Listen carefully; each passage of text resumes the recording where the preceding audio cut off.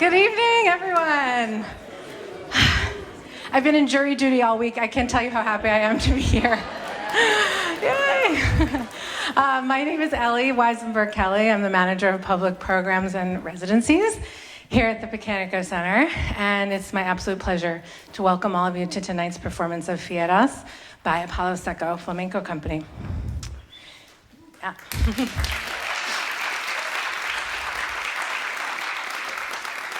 The Pacanico Center rests in Lenape-Hoking, unceded land of the native Lenape people. We honor the Lenape, past, present, and future, in gratitude and appreciation for their stewardship of this land for generations. Tonight's show is our final public program of 2023, wrapping up our first full year of programming here at the David Rockefeller Creative Arts Center.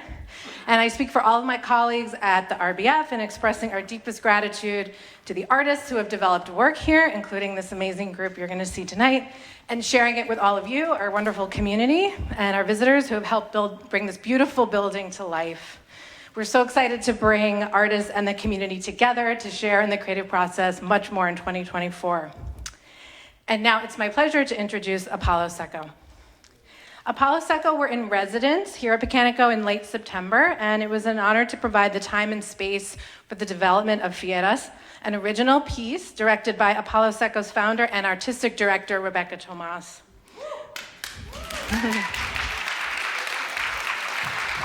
We have some of her #1 fans in the audience. While we were set to present Fieras in celebration of Hispanic Heritage Month on September 29th, which you may recall was quite a weather event, Mother Nature unfortunately had other plans, but we're so thrilled to present Fieras this evening. Fieras is inspired by women who have survived and thrived after experiencing domestic violence. The work was developed through an ArtsWestchester Voices for Change grant and in consultation with members of Hope's Door, a local women's domestic violence shelter. The word fiera in Spanish, and more specifically, flamenco expression, refers to a fierce female energy full of power and force. Tonight, we will no doubt feel the powerful female energy through these incredible artists and the women that inspired this work. Following the performance, please remain seated for a conversation and Q&A with the A Palo Seco creative team and members of Hope's Door. Please note that the performance and the post-show conversation will address the subject of domestic violence. If you prefer not to be present for the conversation, please feel free to exit the performance space following the performance. And we just ask that if you congregate in the gathering space that you just keep your voices down until the conclusion of the talkback, after which we will hope you'll all join us for some refreshments. And in addition, you can view our gallery exhibition, Portraits of Process. And we have our artist in residence, Amanda Lynn, who's here this evening, and her studio is open. She's located at the far end of the gallery, and I encourage you to stop in and enjoy her work. She's our resident through our partnership with the Blue Door Arts Center, which is Pacanico's 2023 Community Arts Resident. And with that, it is my pleasure to present Fieras and the A Palo Seco Flamenco Company. Thank you.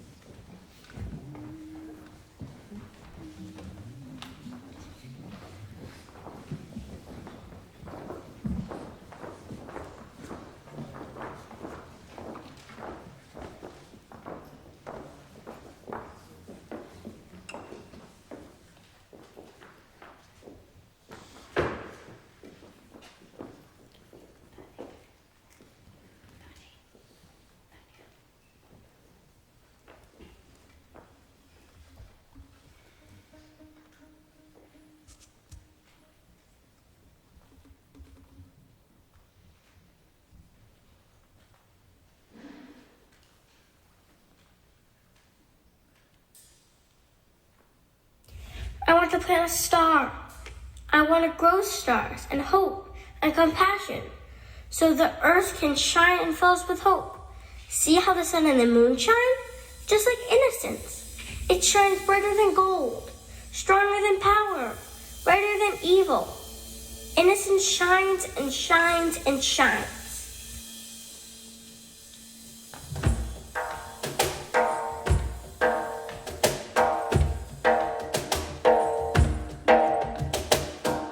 Salgo de mi casa al campo, solo con el pensamiento. Mira que estamos de paso, la vida es un tormento. Con el corazón de un niño, salgo de mi casa al campo, acariciando la vida, contento vivo soñando. Salgo de mi casa al campo, todo con el pensamiento. Mira que estamos de paso, la vida es un momento. Quiero llenarlo de estrellas.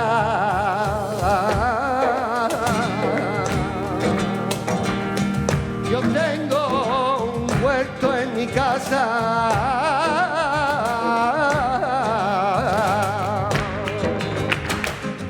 Y quiero sembrarlo de estrellas, de esperanza y de pasión.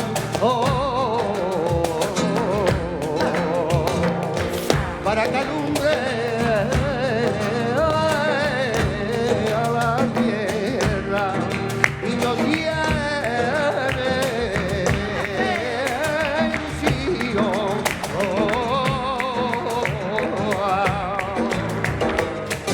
Salgo de mi casa al campo, abrazándome a la vida, ríete de la tristeza y llora de la alegría.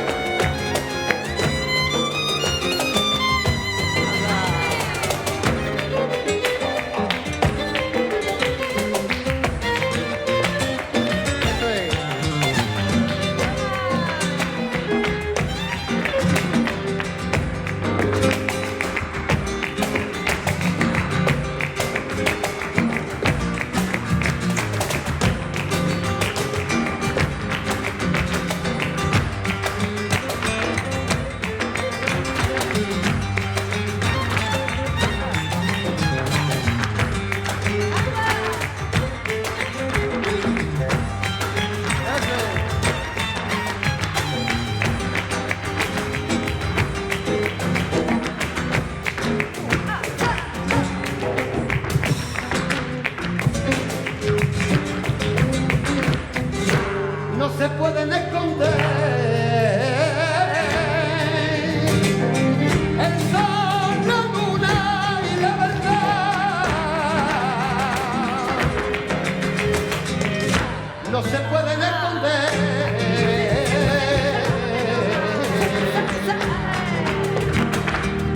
la inocencia brillará.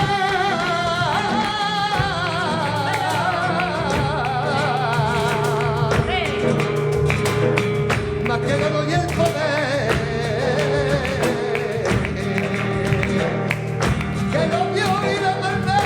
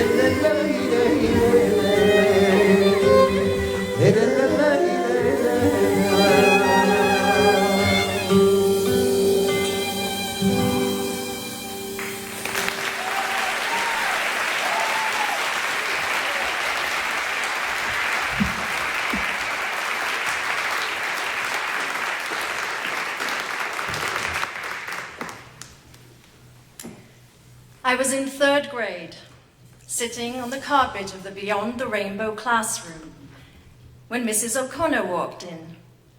She always smelled of sweet perfume, the kindest of teachers. I noticed something around her eye, a bit of faded purple, perhaps, covered up with makeup.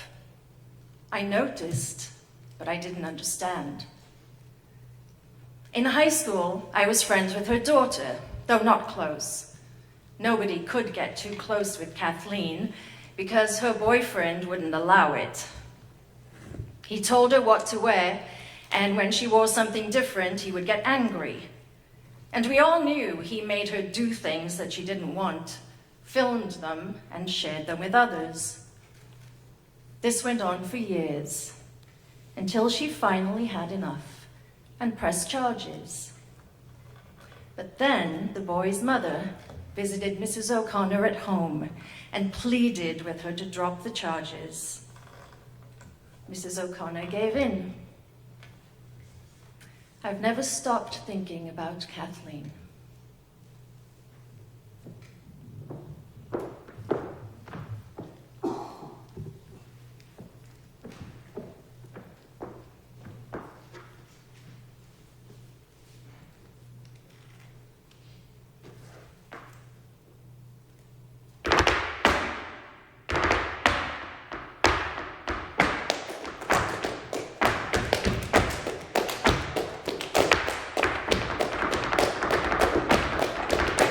Una niña tenía un reloj nuevo, un tete nuevo modelo.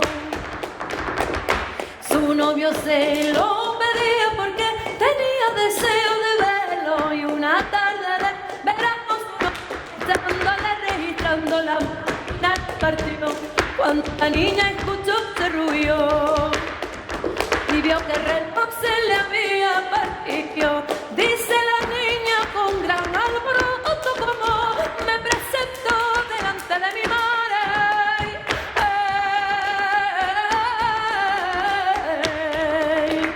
Con el reloj roto.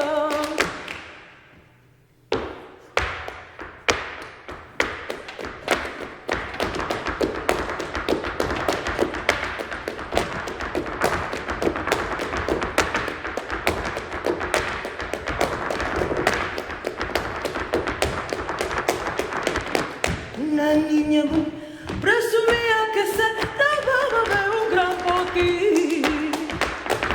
Cuando salí a la casa su cuerpecito era un figurín. No tenía falta ninguna y era tonta y jorobada, ciega y sin oreja. Y uno lo velo en la cara, no tenía dientes ni tampoco oreja. Tenía una barba sacada por fuera, el vientre inflamado, baja de cadera y un brazo torcido, una pierna zamba.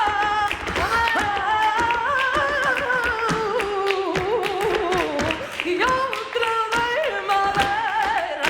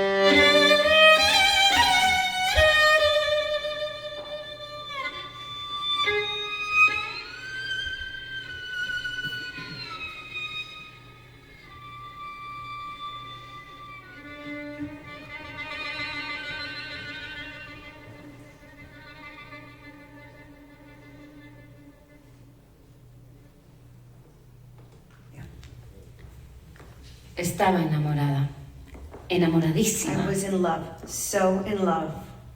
Y tenía tanta ilusión de casarme allí, con mantilla, en la And Macarena. I was so excited to get married there with a mantilla in the Macarena. La Macarena de Sevilla. Con él, guitarrista. With him, a guitarist. Pero luego todo cambió. Nada fue igual. But then everything changed. Nothing was the same. Me controlaba, me gritaba, me pegaba, He controlled me. He yelled at me. He hit me. hasta que un día cogí mis chanclas, algo de ropa y salí de puntillas para no hacer ruido de ningún Until tipo. one day I grabbed my sandals, some clothes, and I tiptoed out the door so that I wouldn't make any sound at all. Y me fui. And I left. Yo me escapé pronto. I escaped quickly. No es tan It's sencillo. not that easy.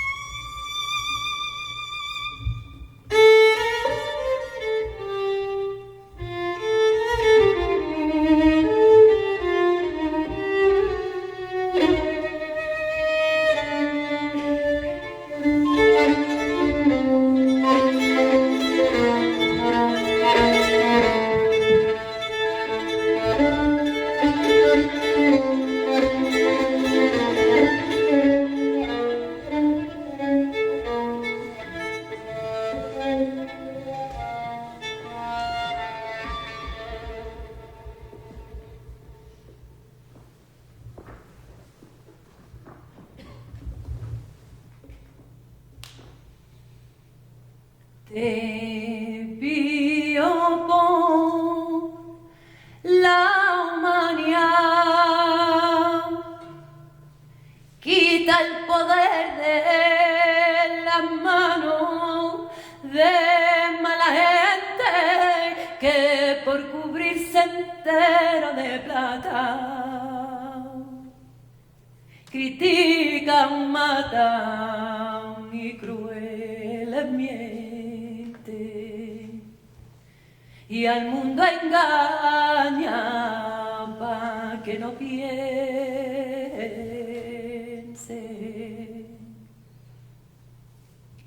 Libérame de tu enfermedad y de vicio y de envidia y de miedo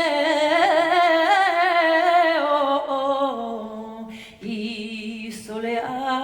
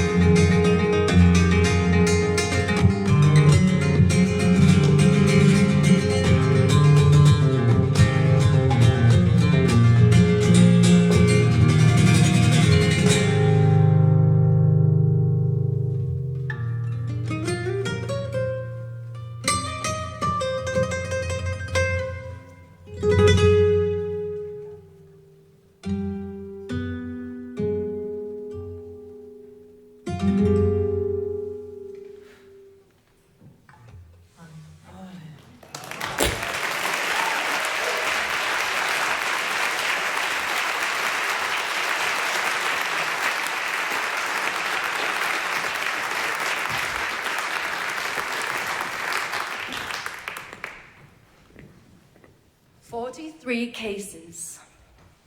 43 cases this year. But where am I in the count? I'm not there. They haven't counted me. I'm not in the numbers. But I'm very close. I'm very close to being counted. Because I'm tired. I'm so very, very tired. He was my neighbor. Everyone knew him. Everyone thought he was so wonderful. No one saw it coming. And I would have never thought. I loved him.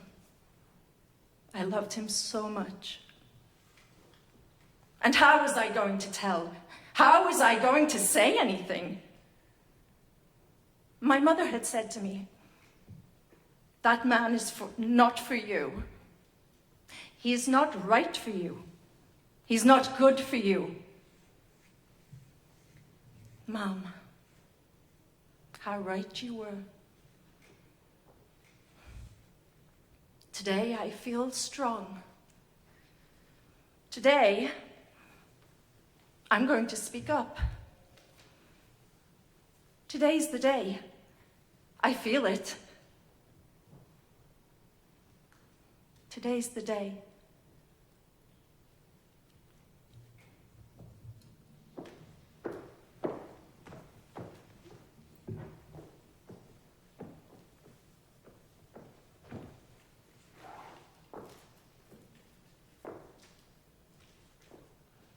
Cuarenta y tres casos, lo que queda del año. Mira que falto yo, a mí no me han contado.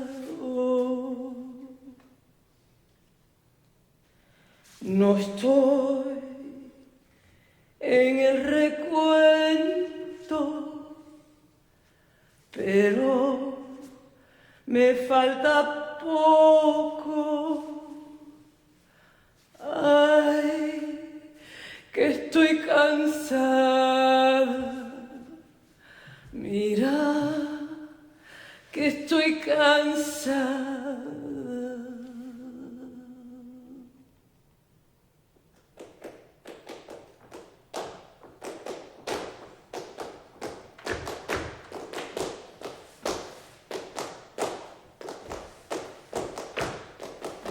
Diego era su nombre, trabajaba conmigo, todos creían que era bueno, yo tenía miedo.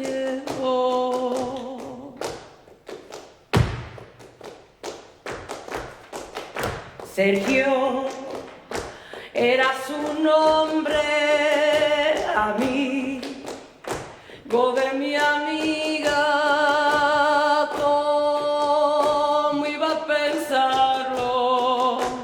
Yo le tuve miedo.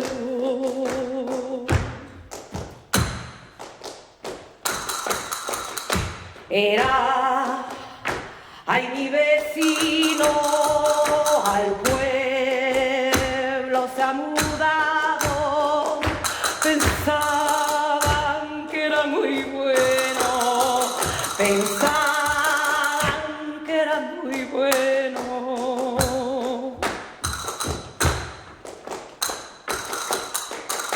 ¿Cómo era pensarlo con tanto que no quisimos? No supe contarlo, no supe contarlo.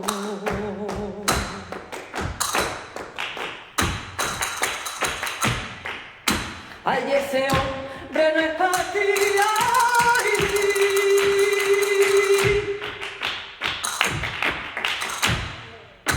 Ay, lo decía mi madre y yo no la escuchaba y yo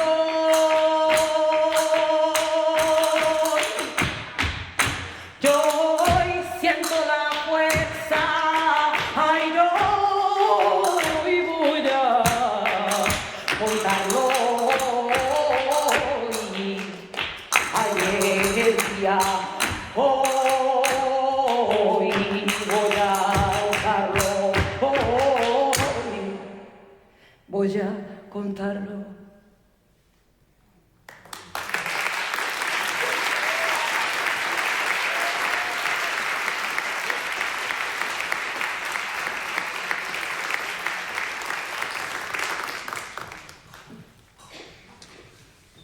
Every 9 seconds, a bite on the back of the neck, a bruise covered up with makeup, a dress ripped off,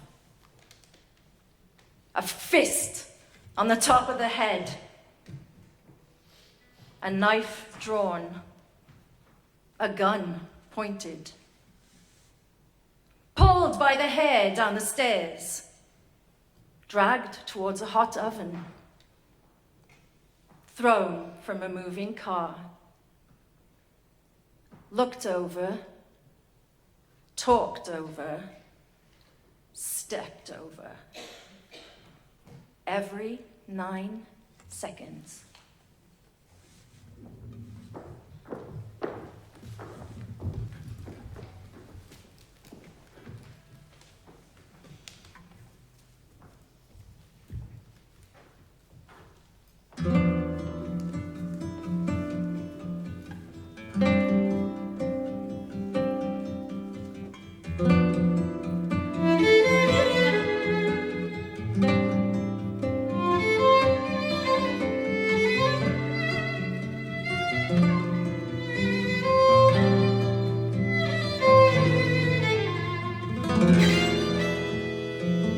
He aquí otra manera de medir y gira el llanto sin cesar.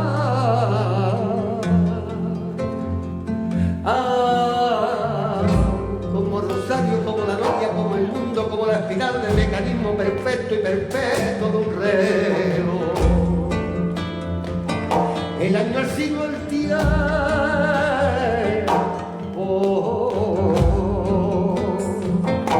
y el llanto y el tiempo contándome los pasos. Contamos el tiempo con las cuentas amargas de las lágrimas.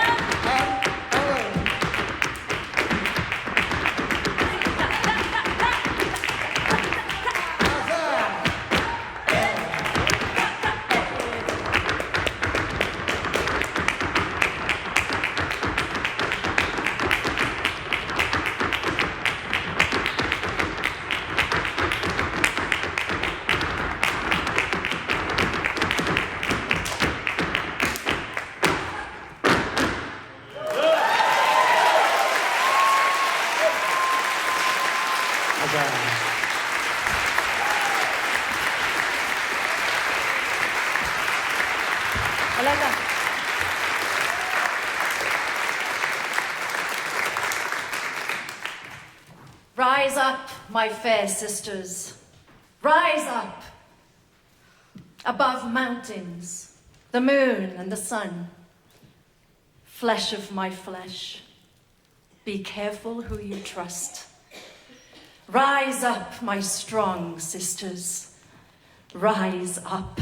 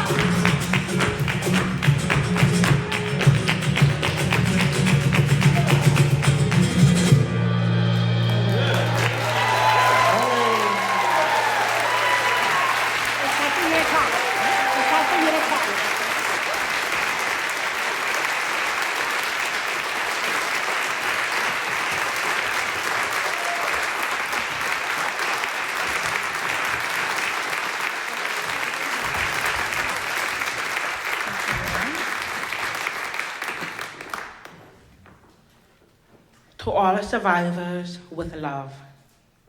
I see you, I hear you, I feel you. I validate you. I know your experience.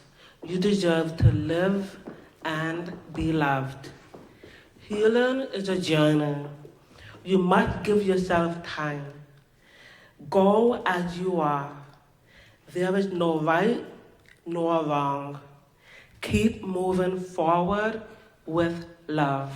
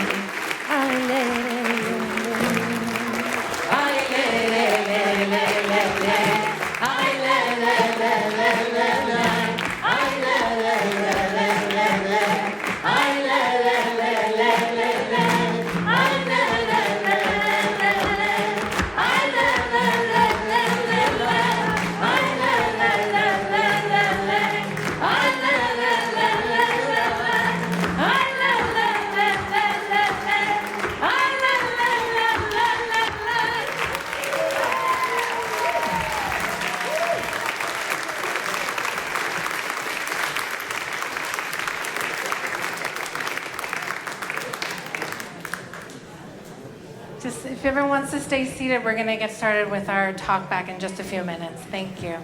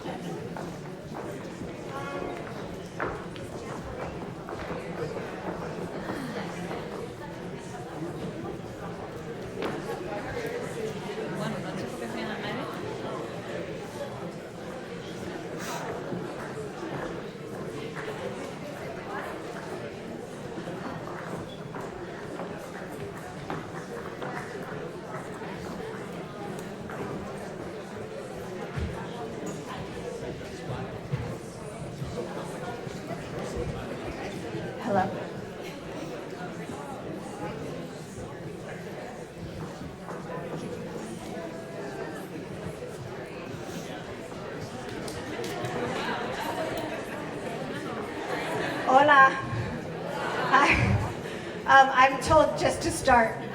Gracias. Thank you all for coming. My name is Rebecca Tomas, and I'm Rebecca Tomas, and I'm the artistic director of A Palo Seco Flamenco Company. Muchas gracias. We have several members of the company and several members of Hope Store. I think I'm going to let everyone introduce themselves. So,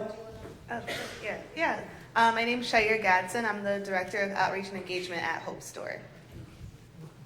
Hi, I'm Elizabeth Torras. I'm one of the dancers. Hello, I'm Barbara Martinez. Hi, I'm Tania Mesa, the violin player for the show. Hello everyone, my name is Nana Pamana Naji. I'm a survivor. My name is Shawnee Owen. I'm also a survivor.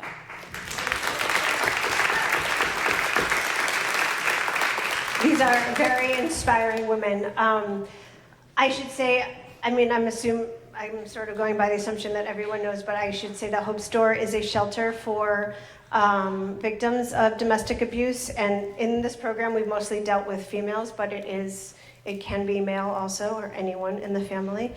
I think I'm going to just explain a little bit about my process, and then let you speak a little bit about what happens at Hope Store. I started consulting with Carla Horton, who's the executive director of Hope Store, located in Westchester.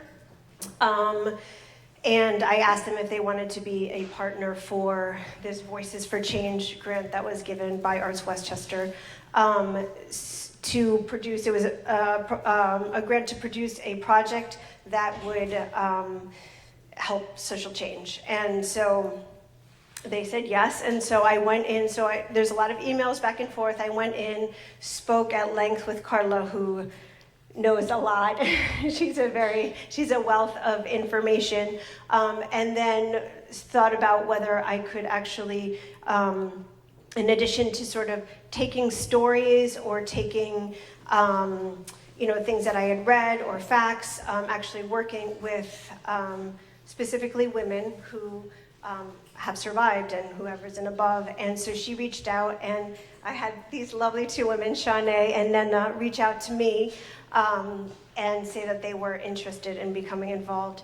And so that's how I started working with them. And then I also spoke with other women who had gone through Hope Store and other women who I have had, who I've known who have survived domestic violence, and took a lot of stories that I heard, a lot of things that I read, and some of the excerpts that you saw written, I wrote based on personal experiences also. And then I also went into flamenco repertoire to find, there's plenty of letras or lyrics that deal with domestic violence. And also the ability to rise up and the strength of women, which is really also what I wanted to focus on here, is this amazing, we have this line plus of amazingly strong female artists and beings in the world. So I think that's enough for right now. And then so that was my process, and then it's all collaborative once, I have a vision, but then all my artists are super helpful and do a lot of assisting. And actually Shawnee also, when we went back and forth once, because Shawnee has a background in acting and in theater and directing, and so she had some ideas also. And I stuck my nose in a few times. It was so great. I loved it. It made it collaborative, which I loved. I'm going to let you talk a little bit about Hope Store, and then we can open it up to questions. As mentioned before, Hope Store is a domestic violence agency, and so we work with the victims and survivors of domestic abuse to help them kind of gain back that independence. We provide emergency shelters, but we also have counseling for children and adults. We have a Next Step program where when they go on that journey from victim to becoming survivor, sometimes it's hard for them to take that literal next step into finding work, getting their education. A lot of times they were held back, so we're trying to make sure that they can gain that independence back, that they can work on their own and be able to provide for themselves. We also have a legal center established pretty recently, like maybe a year before COVID in 2019. So we work with orders of protection, we work with divorce cases, anything that anybody might need inside the court system. And all of our services are free. We don't believe in charging because why charge for that kind of work, right? We also have youth prevention, and that's when we go into middle schools and high schools, community centers, even churches or group homes and stuff like that. And we kind of talk to students about what domestic abuse is, what red flags to look out for, what are healthy components of relationships, because it starts young. So that prevention part, we're trying to make sure that when they're out on their own, when they're not home anymore, when they are going to explore the world, that when they're choosing a partner, they're making the right choices along the way. And of course, outreach and community things. So we like to go into community, make sure everybody has access to our hotline number, which is 24/7. So we have somebody there to answer at all times. And once you call for that hotline, you have access to all of our services as well. If you have any questions, of course, along the way, I'm sure we'll have the Q&A part, but that's kind of the gist. And we have our survivors like Shone and Anna, who are part of the advocacy group. Sometimes when we help them along the way, it's so great to see you guys up here. Like, it really means the world, and it reminds you why you do work like this, right? Because you want to see people empower and inspire.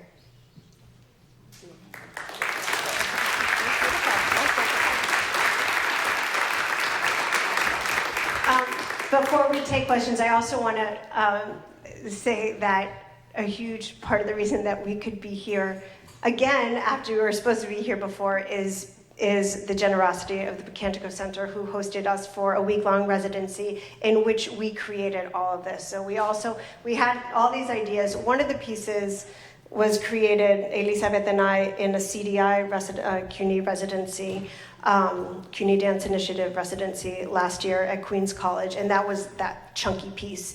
And then the rest of it, well, there's all these ideas here and there, was mostly created in the week-long residency that we had. Thank you all to the Cantico Center. And then we were supposed to do a showing then, which got flooded out, and they were very generous to have us back. So we were very appreciative of that. Thank you all.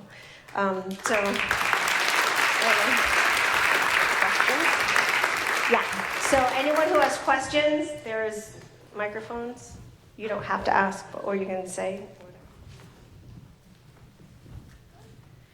Hi, I am so happy I came tonight. So happy to see you. You are absolutely magnificent.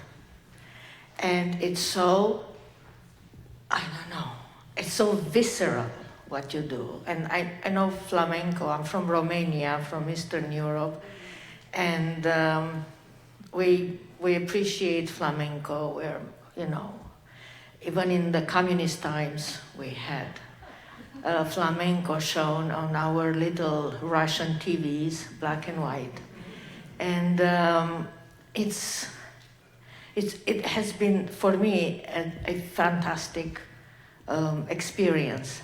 My question is, how did you end up with flamenco? Oh my gosh.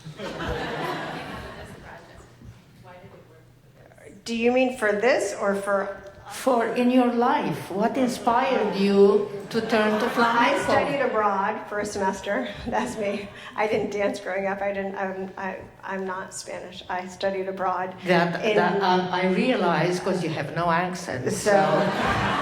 Pero tampoco mucho en español, eh? I'm sure. I'm from Spain, I'm from Barcelona, and I kind of saw it around all the time. So it was easy for me to start when I was very little with flamenco. It was kind of everywhere. I think flamenco is such an expressive art form, and you can speak to so many different emotions.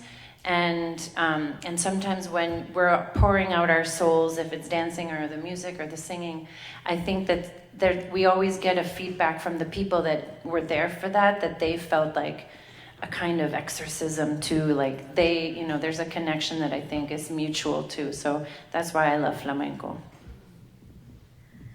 For me, I'm from the Canary Islands, Spain, so it was closer, but in the Canary Islands actually not that many people do flamenco.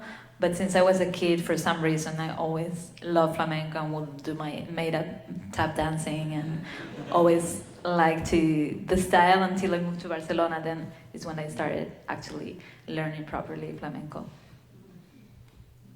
Thank you, ladies. Can I say something else? Is somebody else with their hand up? It's funny because recently I saw on Euronews a documentary about domestic violence in Spain, and it's heart-wrenching what Franco's dictatorship and the Catholic Church did to the women in Spain. And as a Romanian, part of the worst dictatorship, communist dictatorship in Europe after Stalin, we always thought that Spain is a Western democracy. And then we found out that actually for women especially, it has been extremely difficult to have a normal life in Spain. And even now, after so many years, after Franco is dead, the legal system and the police and the mentalities didn't change that much, and there's still problems. Like everywhere in the world, even here in America, after 250 years of democracy, we still have problems. Just speaking to that, the piece 43 casos, 43 cases, which Shanae read the translation of, that piece was written by Sol, who's not here. She was in the residency. She's a dear friend and compañera.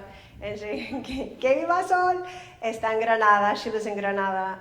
And she wrote and composed that in another project that she did in regards to, it was called Ni una Carmen Más, Ni una Carmen Más, which another colleague did. Also a piece, and they took specific articles. I think there was one summer where there was just like an enormous amount of cases and deaths. And so this woman had given Sol some of the articles, and she read them, and she composed that piece, which is just so poignant. That's really, but yeah, and that was in Spain. Does anyone? If it's not too personal and you feel comfortable saying, even before you started speaking with Carla, like what was the? Oh, I'm not talking loud enough. Now it's probably too loud. Sorry. What was the real genesis of your idea and vision, like the real seedling? Like if you can call back to that. I think Molly and David also know a little bit to this. I mean, in the work that I do in our company, it's always female dancers, and I always, my thing is, female empowerment, and I've always felt that. I mean, even before dancing, that's something that's been a big impetus for me, and it's been a big impetus in all the work that I've created.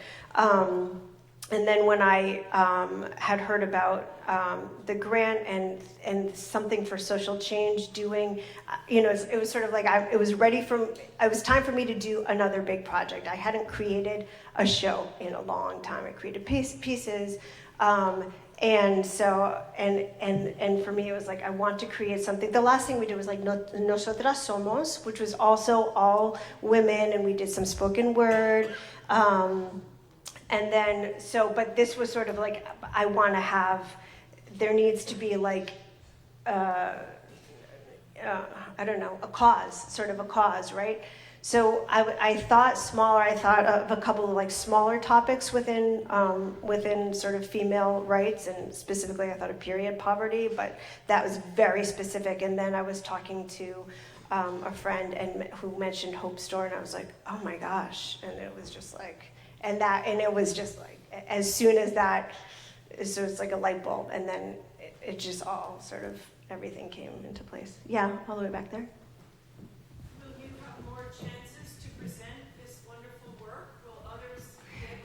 Yeah, this is the first time we've done it. We hope so. The ones, so we will be at Ostos on another CDI grant, Ostos Performing Arts Center on February 3rd, and we will at the very least present excerpts of this. My grand idea and hope for this is to take this sort of the skeleton of this project and be able to bring it to different locations in around the country, at least, you know, starting with the tri-state area, and work with shelters or with survivors, victims and survivors in different locations, and be able to take some of their stories or some of their, and perhaps include more people in it. So that's sort of the grand idea. So it's a matter of figuring out how to do that. But yes, we would love to do that, and we would love to continue doing this. I just feel like it's important work. Yeah? I wanted to thank you for the amazing, powerful performance, and you just answered my question. It really deserves to be expanded and projected very widely. Thank you. Thank you. Yes. Let me grab the mic for you because we're live streaming. We'd love for everyone to hear the question. Oh, sorry. Is it down And here? if we need to cut this, you guys need to let me know. And Alice and Paul. So is that Allison? You can go. Oh, it's my turn. This was an incredibly powerful and emotional piece, and that domestic abuse would be portrayed in this venue is just amazing to me. I mean, for how long was this behind closed doors? So I'm wondering, because it is so powerful and it can be so evocative, was there any point that you thought, I don't know if I can do this? For me, there wasn't a point where I didn't think I could do it. It was how far do we go, and how sort of down into the darkness do we go, and how, you know, it's sort of playing that fine line. What about you guys? Was there any point where you felt like, no, you didn't want to do this? Well, as a survivor, you know, there are many, well, I can speak for myself and hearing from other survivors. There is always, as a survivor, your experience kind of transformed you, meaning that whenever you're subjected to an opportunity to speak about your story, you have to remember that you might get flashbacks. You might, you know, it's almost like we're survivors, but then these opportunities come, and it's like an opportunity to bring awareness. But then again, it's an opportunity also to kind of open up old wounds. So, you know, the question becomes, you know,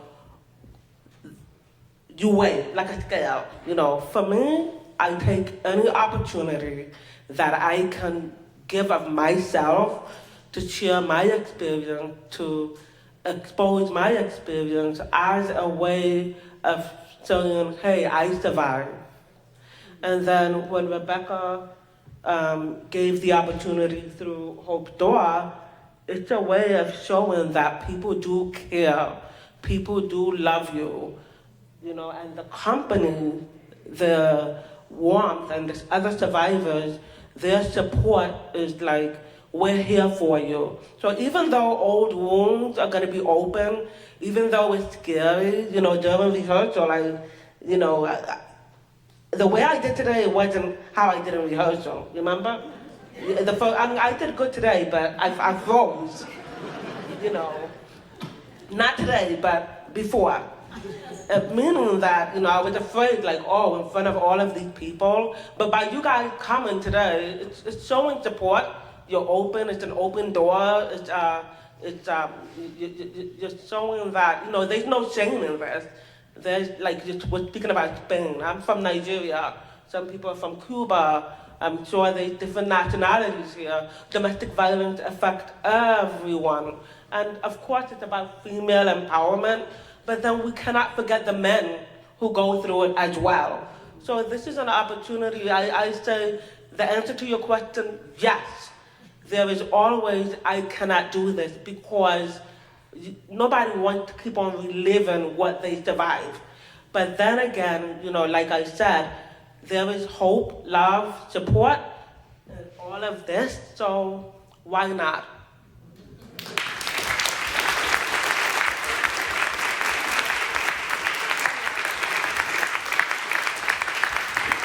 I don't know how I follow that poetic beauty.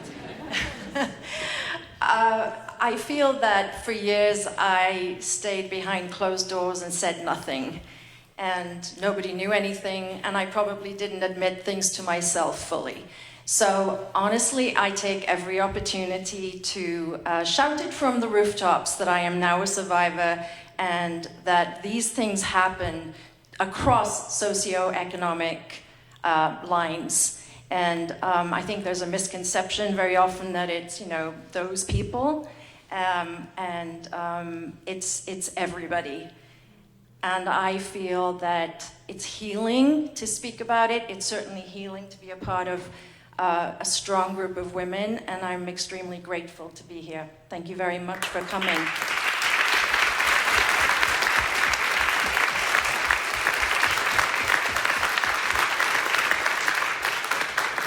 Thank you all, for both of you especially, for speaking so honestly. And that goes into my question. I wonder if anybody else from Hope Store is here, or if there's a way to share it with survivors as well as people, that it's great for us to have public awareness raised, but I would think this kind of performance would be so empowering, and I would hope that that's something that might happen as well. I sent Carla for the link for the live stream, but then I'll send you guys the video. And so yes, and I mean, we'll continue to be in touch with them. But yeah, hopefully it will get out there and people will watch. Thank you, everyone. We have time for one more question. Okay, I'll make my way over.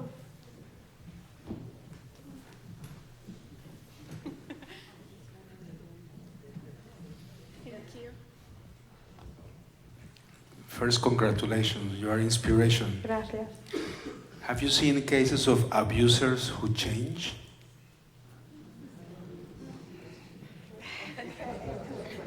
It's a great question. I think because we work mostly with victims and survivors, that's where our focus tends to be. So it's kind of hard to determine that, since we're not directly working or in sight with the abuser. So I can't necessarily speak on that on like a, I guess, professional way to say. Sure, there are cases where they have changed, but they're, you know, the survivor, the victim, they know them best, and we can only go so far with what that change might be. I want to say the question is, can you tell her the question? The question is, what I will say is that the boyfriend in that first,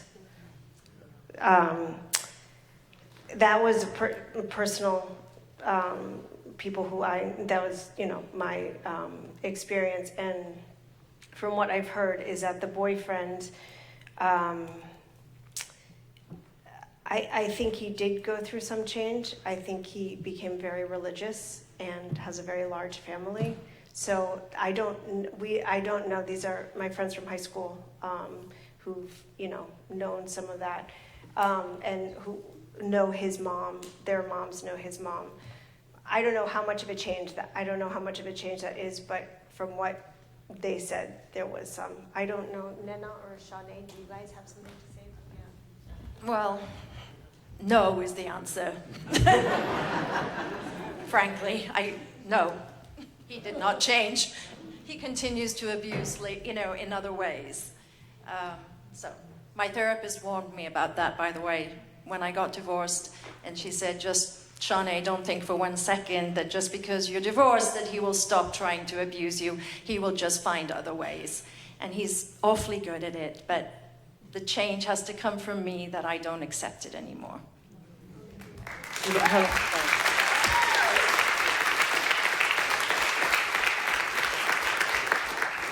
On top of what Sayan said, I'm very grateful for that gentleman over there.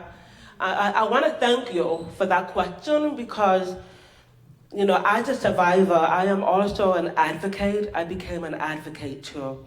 I advocate for survivors, and I also advocate for the, alleged abusers. And I'm very, very careful with how my language when I'm speaking about the abusers because, as a mental health professional, as a woman of God, as just someone who really loves humanity, I know about, surviving childhood abuse too.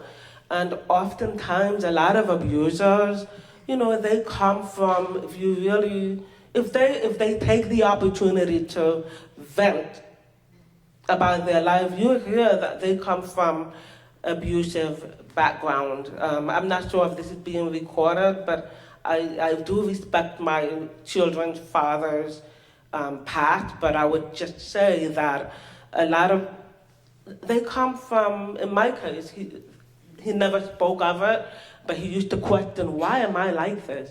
And then he'll give me little clips of what happened. And I would speak to other family members, and I'm like, wow, that sounds like horror.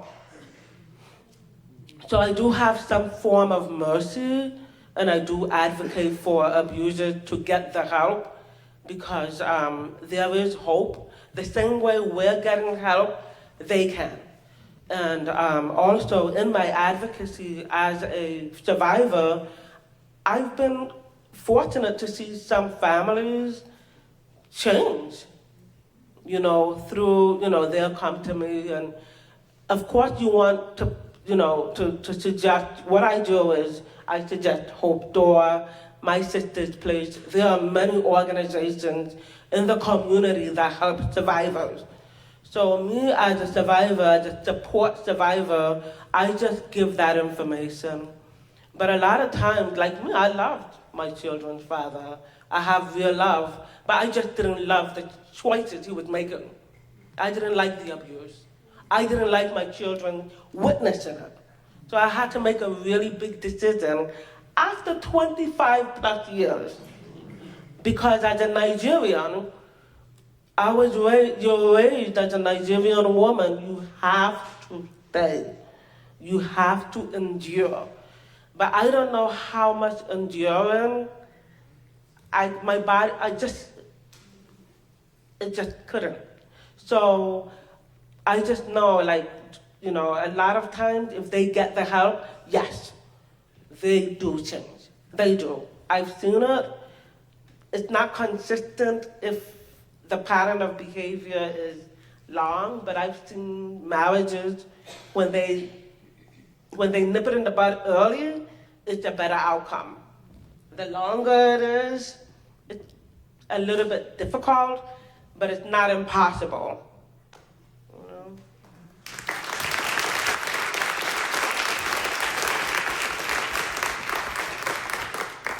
Yeah, we're done? Yeah. I thank you all for coming, and thank you all for being here. Thank the two of you. Thank you for coming. And we can talk more out there. Photo. All right, go have some refreshments. They're really yummy out there.